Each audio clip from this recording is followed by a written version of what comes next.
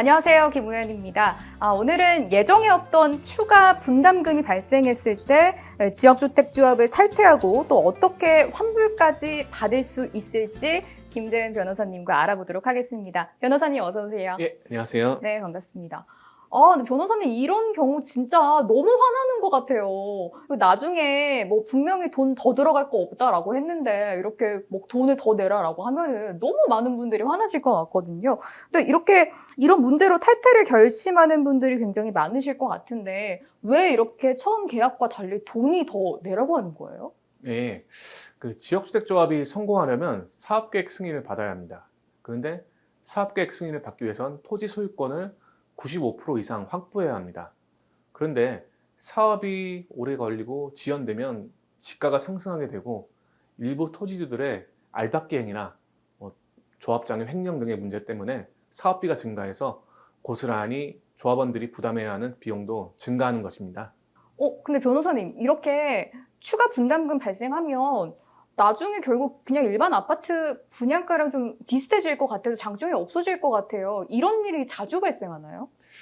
예, 아무래도 최근에 주택법이 개정됐다고 하지만 감시체계가 좀 부족한 부분이 있다 보니 이런 일들이 발생하게 됩니다.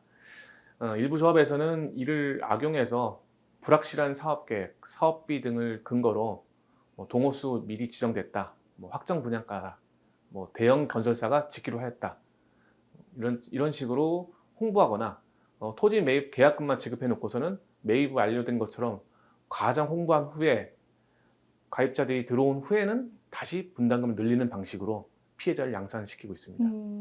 그러면 이 듣지 못했던 추가 분담금이 뭐 발생을 하면 그냥 조합에서 탈퇴는 가능한 건가요?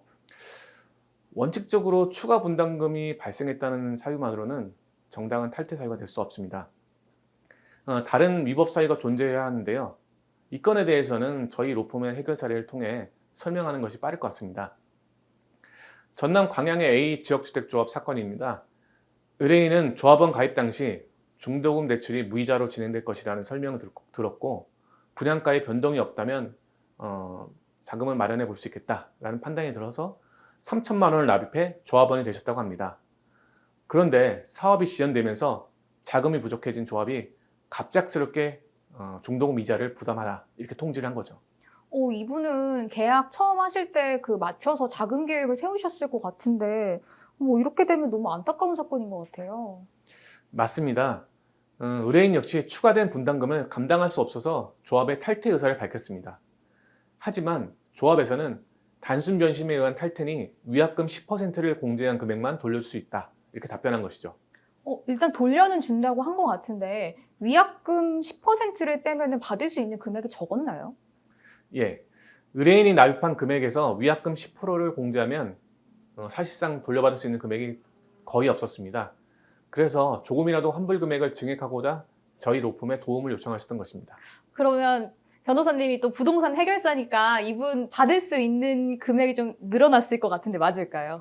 예. 결론부터 말씀드리자면 내용 증명을 통해 의뢰인이 납입한 3천만 원 전액을 환불받는데 성공했습니다. 변호사님 그럼 이분 어떻게 그 전액을 다 받으신 거예요? 예. A조합이 분양대금을 마치 확정 분양가인 것처럼 광고했기 때문입니다. 이는 명백한 허위 광고이고 증거를 통해 사기라는 점을 입증했기 때문에 가능했습니다. 분양대금은 계약의 본질적인 부분이고 이렇게 계약이 있어서 중요한 부분에 대해 착오를 불러일으키는 허위 광고를 했다면 사기가 인정됩니다.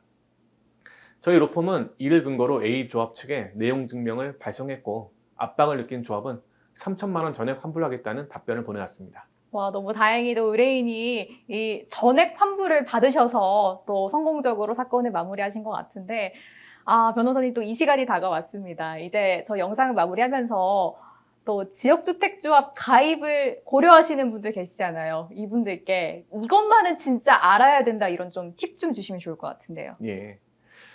지역주택조합 아파트 분양가는 지방자치단체로부터 주택건설사업계획, 분양 등 승인을 받아야만 확정됩니다. 마찬가지로 조합원 모집 때 홍보하는 계획도면 모형, 시공사 등도 모두 확정된 것이 아닌데요. 특히 사업 추진 과정에서 토지 매입, 공사비, 건축 규모 변경 등으로 조합원이 추가로 분담해야 할 금액이 증가할 수 있으며 조합원 탈퇴가 쉽지 않다는 점을 명심하셔야 합니다. 많은 분들이 가입하시기 전에 저희 영상 보고 가입하셨으면 좋을 것 같은데, 근데 안타깝게도 이미 가입을 하시고 이런 피해를 보고 계신 분들 있으실 것 같아요. 이런 분들은 어떻게 해야 될까요? 예, 만약 가입 당시 홍보관 직원이나 조합에서 조합원 추가 분담금 발생은 절대 없을 것이라고 설명했고 이를 증명할 녹취 파일, 홍보 전단지 등의 증거 자료가 있다면 사기 또는 착오에 의해 체결된 계약임을 주장하며 조합 탈퇴, 납입금 환불 등의 문제를 해결할 수 있을 것입니다. 네, 오늘도 지역주택조합과 관련된 꿀팁까지 이렇게 들어봤습니다. 부동산 변호사.com 김재은 변호사님 자세한 말씀 나눠주셨네요. 변호사님 고맙습니다. 네, 감사합니다. 구독과 좋아요, 알림 설정도 눌러주세요.